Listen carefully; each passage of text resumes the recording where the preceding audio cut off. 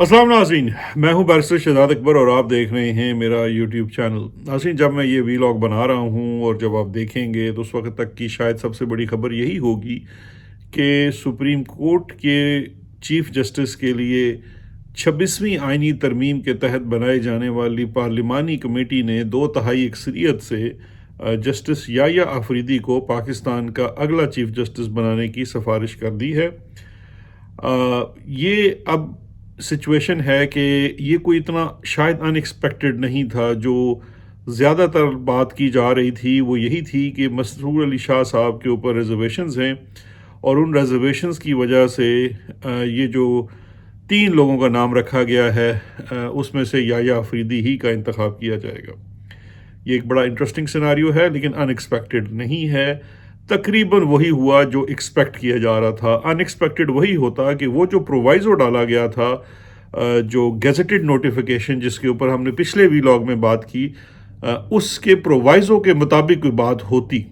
लगता ये है कि ये जो 9 लोग थे शायद पहले से फैसला कर चुके थे कि उन्होंने क्या करना है, लेकिन वो प्रोवाइज़ो सिर्फ इसलिए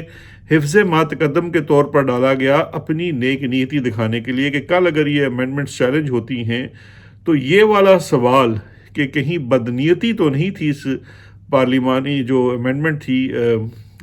ये सारी पार्लिमानी कमेटी वाली, उसको शायद काउंटर करने के लिए पहले से वो प्रोवाइज़ो डाल दिया गया। लेकिन इंतखाब चूँकि याह्या आफरीदी साहब का करना था तो इसलिए वो किया गया। अब ये बड़ा इंटरेस्टिंग सिनारियो है, लेकिन सबसे पहले जिन साहब का इंतखाब किया गया, मैं चाहूँगा कि उनके बारे में थोड़ा सा अपनी मालूमात के मुताबिक आपसे इंफॉर्मेशन शेयर कर लूँ कि याह्या आफरीदी साहब कौन है और कैसे जज हैं, और बाकी जो इस दौड़ में शामिल 2 जजेस थे वो उनका बैकग्राउंड और उनके बारे में मेरी क्या राय है। जैसे याह्या आफरीदी एक बड़े ही काबिल जूरिस्ट हैं। इनका जो बैकग्राउंड है ये एचएसएन कॉलेज के पढ़े हुए हैं,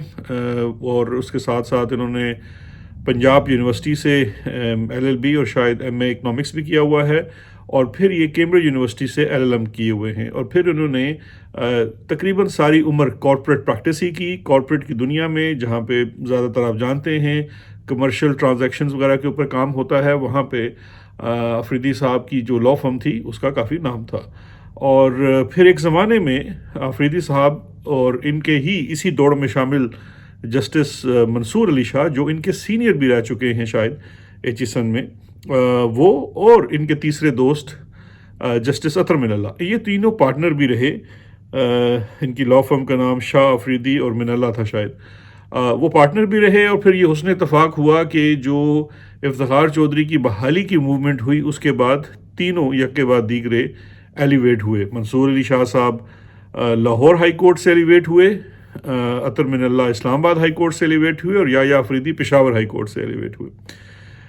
याह्या आफरीदी साहब की अगर शख्सियत का पूछा जाए तो बड़े ही शरीफुल नफ्स किस्म के इंसान हैं, बड़े असूली इंसान हैं। इनका एक वाक़या जो मुझे याद है, बाय द वे इनकी काफ़ी दोस्ती जो थी कुर्बत वाली, वो जस्टिस जो काजी फैज़ ईसा साहब हैं उनके साथ भी थी। तो जब वो मामला सुप्रीम कोर्ट में आया उनके ख़िलाफ़ रेफरेंस का, तो अतर मिनल्ला साहब, ये जो याह्या आफरीदी साहब हैं, वो काफ़ी गुस्से में थे इस बात के ऊपर जब काजी फैज़ ईसा ने इस चीज़ को मतनाज़ा बनाने के लिए अपनी ज़ोजा का इस्तेमाल किया और उनको पटिशनर बनाया, और वो अदालत में आई और सब कुछ। तो एक दिन मैं अदालत में मौजूद था, और that was the only time जब मैंने देखा जस्टिस याह्या आफरीदी को अपने इमोशंस दिखाते हुए, और वो वाज़े तौर पर इस बात के कायल थे कि काजी फैज़ ईसा ने ये तमाम हरकतें करके, अगर उनके ख़िलाफ़ रेफरेंस मिसकंडक्ट का तो नहीं है, ये हरकतें करके ज़रूर एक जज के शायान शान हरकतें नहीं की हैं। तो ये किस्सा सुनाने का दरअसल मकसद ये था कि जस्टिस याह्या आफरीदी की जो पर्सनैलिटी है, बड़ी प्रिंसिपल्ड इंसान की पर्सनैलिटी है, और उनकी दोस्ती भी है, कुर्बत भी है जस्टिस मंसूर अली शाह साहब से। लेकिन मैं समझता हूँ वो किसी भी दोस्ती से ज़्यादा कुछ असूल हैं उनके, कुछ उनके अपने प्रिंसिपल्स हैं। अभी ऑल्दो ये फैसला कर लिया गया है और उनको नॉमिनेट कर दिया गया है, इस नॉमिनेशन की एक्सेप्टेंस जस्टिस याह्या आफरीदी की जानिब से आनी है। بالفرض اگر جسٹس یحییٰ افریدی اس کو ایکسیپٹ نہیں کرتے تو پھر جس کے چانسز اگر آپ پاکستان کی ہسٹری اور روایت دیکھیں تو بہت تھوڑے ہیں، لیکن بالفرض اگر وہ اس کا ایکسیپٹنس نہیں کرتے تو پھر جسٹس منصور علی شاہ اور جسٹس منیب میں سے ہی کسی ایک کا انتخاب کرنا ہوگا، اور پھر اگر ان میں سے بھی کوئی بندہ انکار کرتا ہے تو پھر یہ بات چوتھے نمبر تک جائے گی۔ ویسے شام دیر گے تک جو حکومتی ٹاؤٹی صحافی ہیں وہ تو یہ پہلے سے کہہ رہے تھے کہ یحییٰ افریدی چیف جسٹس ہوں گے اور جسٹس امین الدین جو ہیں وہ آئینی بینچ کے سربراہ ہوں گے۔ تو یہ کچھ حکومت نے سہولت کاری کی ہوئی ہے، کیونکہ ان کی مطمئنی نظر جو ہے وہ اس 26ویں آئینی ترمیم سے زیادہ 27ویں اور 28ویں آئینی ترمیم ہے، جس کے لیے پہلے سے اسٹیبلشمنٹ نے پر تولنا شروع کر دیے ہیں۔ اس کی بھی کچھ تفصیلات ہمارے پاس ہیں، لیکن کوشش کریں گے ان کو اگلے ویلاگز میں تفصیل کے ساتھ آپ کو بیان کریں۔ میں تھوڑی دیر کے لیے واپس آؤں گا جسٹس یحییٰ افریدی اور ان کے دوسرے جو دو کولیگز ہیں۔ اگر مجھ سے پوچھا جائے ایک پروفیشنل کے طور کے اوپر رائے دینے کے لیے ان 3 ججز میں سے جو سینئر کا پینل تھا as per the new constitutional amendment, تو میں آپ کو بڑا واضح کہہ سکتا ہوں کہ اگر آپ میرٹ کے اوپر دیکھیں گے تو ان آل آنیسٹی ان تینوں میں سے کسی ایک کا بھی انتخاب کرنا ایک کافی مشکل کام ہوگا، کیونکہ اگر آپ ان کی جورسپروڈنس کے اوپر یا معاملات کے اوپر، کیسز کے اوپر، پرسنالٹیز، تینوں چیزوں کو دیکھیں گے تو تینوں ججز میں سمجھتا ہوں دے آر ویری فائن ججز، چاہے وہ منصور علی شاہ صاحب ہیں، جسٹس منیر اختر ہیں یا جسٹس یحییٰ افریدی ہیں۔ اور جب تینوں ہی بڑے اچھے اور قابل ججز ہوں اور وہ کسی حد تک جو ہے کہنا چاہیے نا کہ ان کے اوپر آپ کوئی خاص جو ہے خاطر خواہ قسم کا اعتراض نہ کر سکیں، تو پھر شاید جو اصول ہوتا ہے کسی کا انتخاب کرنے کا وہ شاید سینیورٹی کا ہوتا ہے۔ میں یہاں یہ بھی کہتا چلوں کہ جسٹس یحییٰ افریدی، یہ میری اپنی رائے ہے، کارپوریٹ کے جج زیادہ بہتر ہیں بنسبت کانسٹیٹیوشن کے، لیکن یہ کوئی بڑی بات نہیں ہے۔ آف کورس وہ بہت عرصے سے جج ہیں اور کانسٹیٹیوشنل میٹرز کو بھی دیکھتے آ رہے ہیں اور اچھی جگہوں سے پڑھے ہوئے ہیں، تو وہ آئین پاکستان کو سمجھتے ہیں، لیکن میری ایک ناقص رائے ہے کہ شاید منصور علی شاہ صاحب کا ایکسپیرینس، ایکسپوجر اور گرفت جو ہے وہ کانسٹیٹیوشنل میٹر پہ تھوڑی زیادہ ہے، آلدو منصور علی شاہ صاحب بھی کارپوریٹ لائر ہی رہے ہیں، ان کی کانسٹیٹیوشنل پریکٹس نہیں تھی ایز اے وکیل، لیکن ایز اے جج ان کی جو ڈلیوری یا ڈلیورنس ہے of judgements on constitutional matters وہ کافی زیادہ ہے۔ اور دوسری بات یہ ہے کہ وہ سینئر بھی تھے، تو مناسب ہوتا کہ سیاستدان ایک گریس کا اظہار کرتے ہوئے منصور علی شاہ صاحب کا انتخاب کرتے، لیکن نہ جانے کیوں ان کو یہ لگتا ہے یا ان کا یہ خیال ہے یا ان کے پروموٹرز کا یہ خیال ہے، یعنی کہ اسٹیبلشمنٹ کے لوگوں کا یہ خیال ہے کہ شاید منصور علی شاہ صاحب کوئی چیلنج کریں گے۔ ویسے میرا ذاتی خیال یہ تھا، اور میں اب تحریک انصاف والوں کو ایڈریس کرتا ہوں کہ دیکھیے منصور علی شاہ صاحب ہوں یا کوئی اور جج ہوں، پاکستان تحریک انصاف کو اس وقت کسی بھی جج کی طرف دیکھنے کی ضرورت نہیں ہے اور نہ ہی دیکھنا چاہیے، کیونکہ پاکستان تحریک انصاف جو بطور پارٹی اس کا یہ ایک مزاج نہیں ہے کہ وہ کوریڈورز آف پاور کی سیاست کرے، کیونکہ کوریڈورز آف پاورز کی سیاست کرنے کے جو آداب ہوتے ہیں یا اس کے جو ریکوائرمنٹس ہوتے ہیں وہ تحریک انصاف کے اندر نہیں ہیں۔ وہ کیا ریکوائرمنٹس ہوتے ہیں؟ اس کے لیے آپ کو ایک خاص قسم کی محلاتی سازشوں میں ماہر ہونا پڑتا ہے، کچھ دے دلاؤ کی پالیسیز پہ چلنا پڑتا ہے، جو پاکستان تحریک انصاف کے بانی اور رہنما قائد عمران خان صاحب کی ذات کا حصہ نہیں ہے۔ ان کی جو پالیٹکس ہے وہ بڑی ڈیفرنٹ قسم کی پالیٹکس ہے، اور وہ پالیٹکس جو ہے وہ ان کی اپنی پاپولر سپورٹ اور ان کے اپنے نظریات اور ان کے اپنے خاص سٹانسز کے اوپر مبنی ہے، جو کہ یہ جو لے دو والی پالیٹکس ہوتی ہے اس پہ چلتی ہے، تو لہٰذا وہ پی ٹی آئی کی اسٹرینتھ نہیں ہے۔ تو چاہے منصور علی شاہ ہوں، عطر من اللہ ہوں، یا ایون منیب اختر صاحب ہوں، پاکستان تحریک انصاف کے فیوچر، صحت وغیرہ پہ اس کا کوئی فرق نہیں پڑے گا۔ ہاں، اس پورے ایشو کے اوپر پاکستان تحریک انصاف کا جو اصولی موقف ہو سکتا ہے اور ہونا بھی چاہیے وہ یہ ہے کہ ہم اس پوری آئینی ترمیم کو مسترد کرتے ہیں، اور چونکہ ہم اس کو مسترد کرتے ہیں اس لیے ہم اس کمیٹی میں شاید نہیں گئے، لیکن پھر آپ کو کمیٹی کے لیے نام بھی نہیں بھیجنے چاہیے تھے۔ وہاں میں سمجھتا ہوں پاکستان تحریک انصاف نے کوئی خاص عقل مندی نہیں کی۔ اب یہ سہون تھی یا غلطی جو تھی قصدن تھی، یہ تو میں کچھ نہیں کہہ سکتا، لیکن نامینیشن بھیجنا جو تھا وہ شاید ایک غلط تھی اگر آپ نے بعد میں اس میں شریک نہیں ہونا تھا،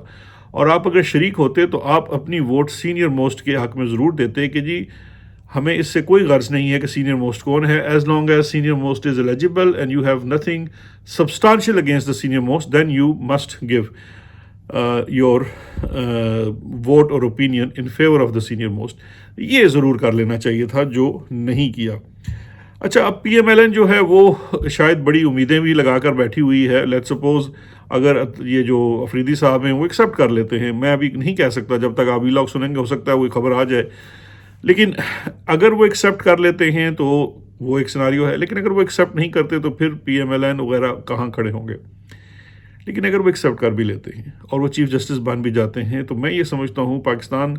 مسلم لیگ نون یا اسٹیبلشمنٹ کو کوئی اس قسم کی امیدیں رکھنا جس قسم کی ڈیلیوری قاضی فیض عیسیٰ کر کے گیا ہے جسٹس یحییٰ افریدی سے کرنا, وہ میں سمجھتا ہوں وہ تھوڑا سا معیوب ہوگا. ہاں, یہ ضرور ہے کہ جسٹس یحییٰ افریدی کا جو طرز